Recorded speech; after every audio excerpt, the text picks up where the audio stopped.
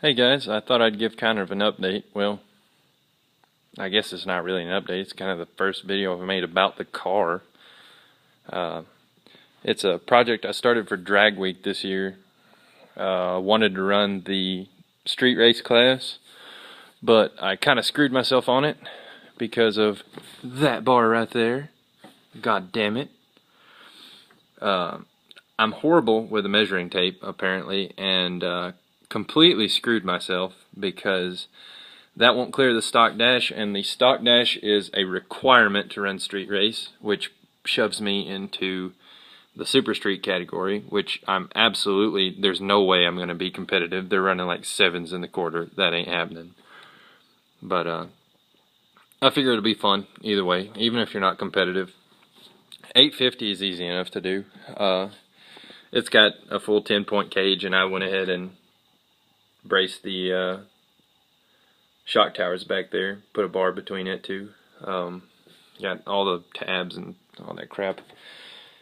Did something pretty cool. Well, I thought it was cool. It may actually be a horrible idea, but I suppose we'll find out. You can't even see that. Oh my god.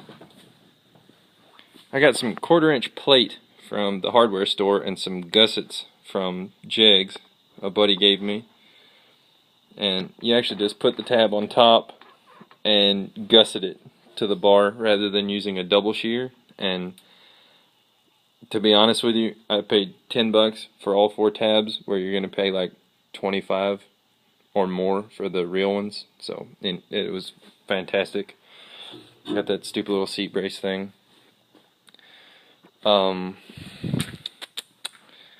It's going to be an LS car because every car on the planet is an LS car now.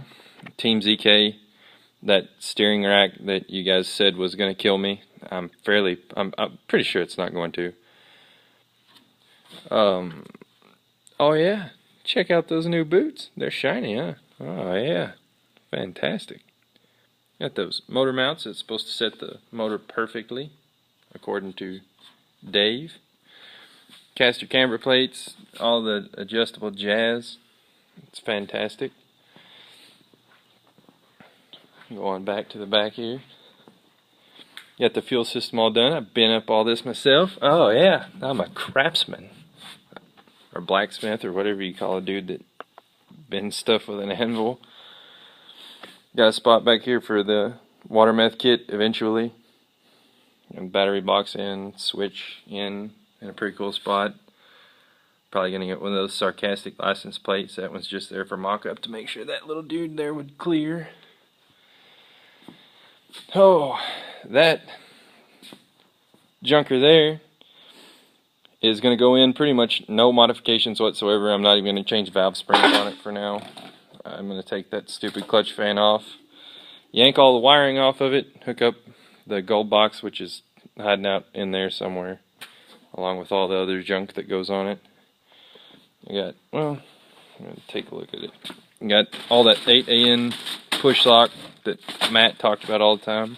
So we're going to find out how good it is. Pro ratchet for that glide I have right there. Wideband, and there's the gold box. Oh yeah. It's wonderful. I can't open a box to save my life. Oh, okay, I'm over it. 80 pounders.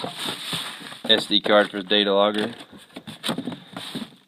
A steering wheel, which is going to make that power manual hybrid rack that's not actually a manual rack thing even more horrible from what I've heard. I've used one of those wheels on the exact same rack and it's great, so I think that's bullshit.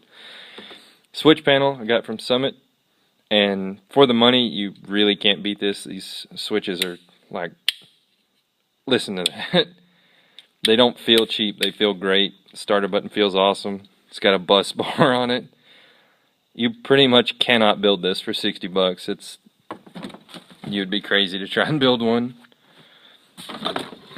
Got this little power bar thing from a swap meet. Not sure if I'll actually use it, but it's pretty nice. And a bunch of other junk there in the box to finish everything up. Car's getting pretty close. I hope to have this thing running like next week. I got this is pretty funny. My dad was told that these were aftermarket axles, and they do have extended studs in them, as you can see there, and the center cap won't clear, so I'm going to actually cut them anyway. But there is like a 0.01% chance those are actually aftermarket axles. A, because they're C-clip, and B, because yeah, they're stock. So those will be broken eventually, probably sooner than later, and I'll be buying axles, and hopefully that's it. And then the best part of this entire thing, oh yes, that is glory, isn't it? This is like 44 inches long, and I have to find a place to mount this guy. Oh yeah. Yeah, that's gonna be wonderful. Pre-filter and post-filter. Oh yeah, you can mount it to the pump, they said on the Summit Tech line. No, you shouldn't. You should not mount those to the pump, because you're gonna end up with that. And if I had not purchased the fittings already, I would not. That would not be going in my car like that. That's absolutely hideous. It looks. All right, you gotta cover that back up. No one needs to see that. Seats match the interior.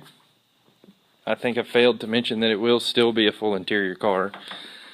Got the door panels all painted up.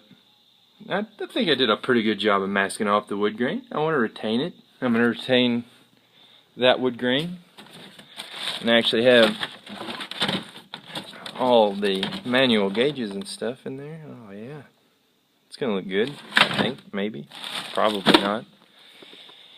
I got this Glide for $800, 850 bucks, and it's got a trans brake. And the guy who did it, actually, the valve body still has a stock casting number on it, so there's a pretty high probability that that thing is going to be badass. And it basically looks like that front seal has not been in a car very long at all. It's turbo spline, came with a scatter shield and a flex plate shield. That's great. I think that was a great deal. There's the second motor, which is going to be the Sirius motor. I have it all greased up so it doesn't rust up sitting there, and a camshaft that I'll hopefully throw outside so it can rust up later. That thing is an absolute piece of trash. And it had a bent rod, and when when me and my friend took apart that motor, one of these fantastic little bolts here got rounded off, so I basically cut the rod in half with a Dremel to get it off the crank.